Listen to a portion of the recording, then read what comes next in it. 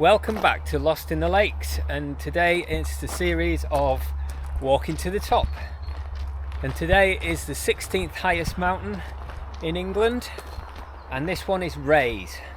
So we're starting off in a little village near Thirlmere, and we're going to be walking up Styx Pass and then taking a right on to Wrays itself.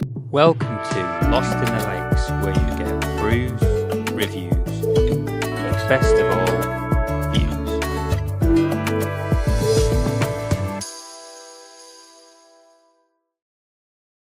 First part of the route is popular because just up there is a plunge pool where everyone likes to go and swim. It got famous on Instagram. Someone posted the location of it, so now this path is really well trodden. Right, so we're just coming across the gill now. Quite a lovely gill. We're going to go across here now, through this gate, and then up to the left. There's two paths up. We're going to take the further one. We're going up to where the infinity pool is, and this is quite a steep little ascent, but if you're doing Wrays, this is the steepest section you can do. After you've done this, it all levels off and it's just a gradual incline all the way up. We're just climbing up this bit now, and it's going to be like this all the way up while you're next to this gill. It's quite steep, but a nice little gill. You don't even in fact see much of the gill when you climb up here. To actually get to that infinity pool, you have to climb over a fence. If anyone's coming to the infinity pool, it's over this fence here and just down there. You can just see the pool there, and you just follow this footsteps and go across there. So we've just been scrambling up this little bit, and then once you get above this rock here, it levels off a little bit, but just watch out for the nettles, as my son found them. Just walking up here now, I keep saying it levels off, but it still goes up. It just becomes an easier path. This one over here, Stybarrow Dodd. Sorry, that one over there is Watson Dodd, and that one up there is Stybarrow Dodd. That one is, I think, 2,500 feet, and this one's 2,700. But we'll be going up onto this little bit and then over that way towards Wrays. Wrays is just on the right there.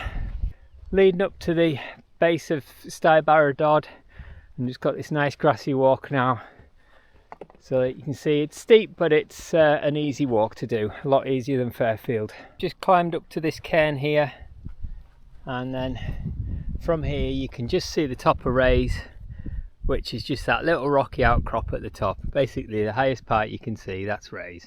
It's very tempting to go up to the top of Stybarrow Dodd, but we're following this path here, which is still Styx Pass, and then when we get to the top of Styx Pass, we'll take a right and on up to Wrays. All the way up here, once we've passed that waterfall, we've only met one guy, and compared to the other side of Styx Pass, coming up from Glenriddin, this is a much quieter walk up. Yeah, I would recommend it. Looking over to Wrays and down this gill here, look at this, looks such a big gill. And we're coming up to the top of Styx Pass now, and when we get to the top here, we'll take a right. Getting to the top of Styx Pass, if you look over this side here, you can see the path up to Wrays. You can just see a couple of people going up. Before I was saying it was quiet, because most people come up from the other side of Styx Pass, and they also come down from Stybarrow Dodd, down there and across this little crossway that we're going to get to now.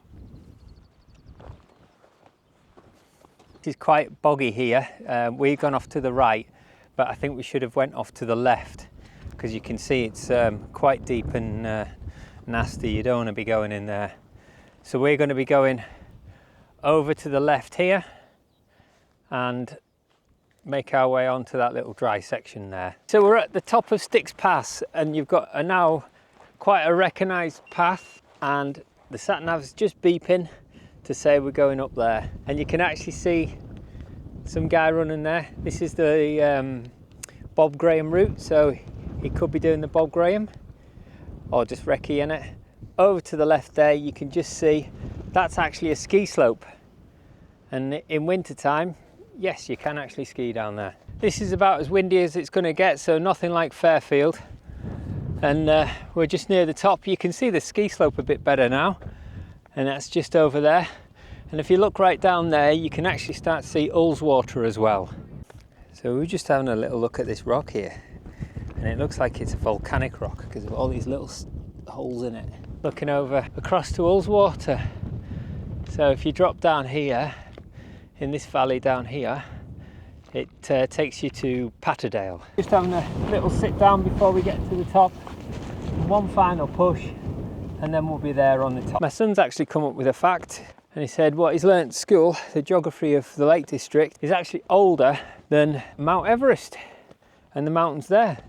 So apparently they're really new in mountain terms compared to these ones. So we're on some really old fells. Just coming up this little rocky section now. We're almost to the top, almost touching distance to the top of Raise. Right, we're just having our traditional Pepsi on the highest mountain. So it's the highest Pepsi we've had since Fairfield. And you can just see Helvellyn over there, Swirl Edge and Sharp Edge in the distance, and then all the way around. So we're just coming down off Raise now, and you can see this sort of undulating mountains that when you're looking back one way it's all craggy, and this is all grassy and not flat but very sort of open and expanse. And you always find this on the edge of the Lake District on this side. Suter Fell just over the other side's the one that I did the video on for when it goes out Sunday. Yeah, it's very much like this, but a smaller version of it. And you can see how well worn the paths are. Styx Pass just going down onto the right hand side there. But Styx Pass is the whole lot, you know, up one side and down the other. We're going off to the left, which is the quieter side. So we just made it down to the top of Styx Pass. Just remember, if it's snowy and you can't see anything, this pile of rocks usually sticks out, so you can tell where to go. And if you stick to the right hand side of this path, you won't get into the bother that we got in the boggy section on that left hand side. Right, some people say about doing out and backs and saying they're a bit boring, you know, and prefer to do loops, but I usually find that when you go up, you're looking one way, and then when you come back down, you can see all the views that you've missed. So if you're just doing this like for the first time, an out and back is actually all right. We're coming back down to that part where it gets steeper again, and it goes over. You can just see there's a little sheep pen, old sheep pen, and you can actually get in it and have a look around that. So we're just sitting here looking up the valley. This is Thomere Valley. You can just see a big white house. That's called Brackenrig, and that's where we at? Big white house about there. That's called Brackenrig, and that's a holiday cottage, so you can actually stop there. And you can just see the dual carriageway sort of snaking its way through, and then coming over Chestnut Hill and then down into Keswick. We thought we'd go and have an explore of this sheep pen, have a look, see what it's like. It's funny, you'd think if being a sheep pen, the entrance to the pen will be on the other side, but obviously this is the better way to do it. There's a little smaller bit in here. It was obviously fenced off at one time. That must be to keep certain sheep away from other sheep.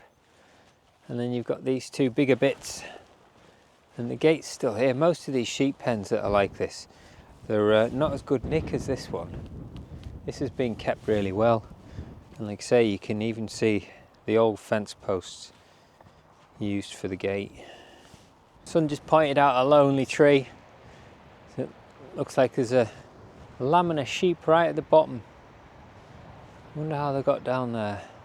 This is coming down to the infinity pool. I do believe there's maybe a second infinity pool, but it's very hard to get to. I don't think I'd recommend doing it. and obviously the views aren't there as well. You can see all the way down now, and you can see all these people that have been to the infinity pool. Right down the bottom there's at least 10-12 people down there, and more people coming and going. It's almost like a little conveyor belt for this, so if you want to do that, go early. So we're just walking down now.